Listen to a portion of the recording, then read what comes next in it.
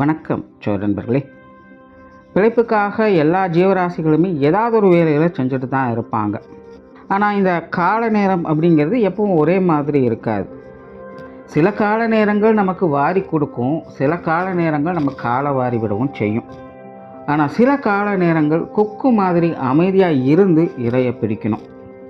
அப்படி சில ராசிகள் இன்னும் சில வருஷங்களுக்கு இந்த கொக்கு மாதிரி அமைதியாக இருந்து ஜீவனம் நடத்த வேண்டிய சூழ்நிலை இருக்குது. அது என்ன எப்படி அப்படிங்கிறத பற்றி தான் இந்த வீடியோவில் பார்க்க போகிறோம். மறக்காமல் சேனலை சப்ஸ்கிரைப் பண்ணி சப்போர்ட் பண்ணுங்கள், வீடியோக்கு லைக் பண்ணி மற்றவங்களுக்கும் ஷேர் பண்ணுங்கள்.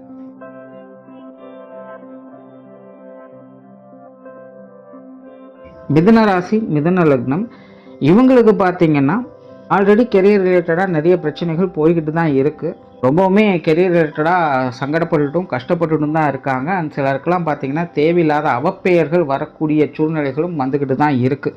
நல்லதை செஞ்சால் கூட கெட்டது தான் வருது அப்படிங்கிற மாதிரி நிறைய மிதுன ராசிக்காரங்க சங்கடப்பட்டுட்டு தான் இருக்காங்க.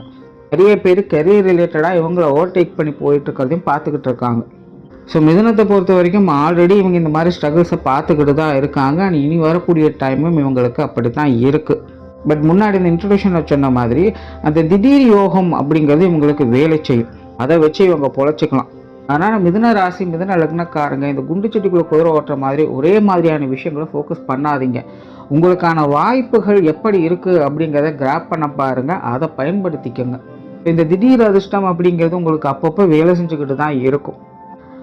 ஸோ அந்த டைம் பீரியடை நீங்கள் கரெக்டாக யூட்டிலைஸ் பண்ணாமல் விட்டுட்டீங்க அப்படின்னா அதோட அந்த விஷயமானது முடிஞ்சது அப்படின்னு அர்த்தம். திரும்ப அதை எதிர்பார்க்க முடியாது. ஸோ அடுத்த விஷயத்தை தான் நீங்கள் ஃபோக்கஸ் பண்ண ஆரம்பிக்கணும். அதனால் எந்த ஒரு வேலையை செஞ்சாலும் சரி, மிதுனத்தை பொறுத்த வரைக்கும் இந்த கொக்கு மாதிரி காத்துட்டு தான் இருக்கணும் மீனை பிடிக்கிறதுக்கு. அந்த பொறுமை நிதானம் இல்லை அப்படின்னா மிதுனத்தினால கெரியருக்குள்ளே இப்போதைக்கு ஸ்டெபிலைஸ் பண்ண முடியாது. ஸோ மிதுன ராசி, மிதுன லக்னம் இந்த ஒரு விஷயத்தை கொஞ்சம் கரெக்டாக பார்த்துக்கோங்க. நன்றி, வணக்கம், வாழ்க வளமுடன்.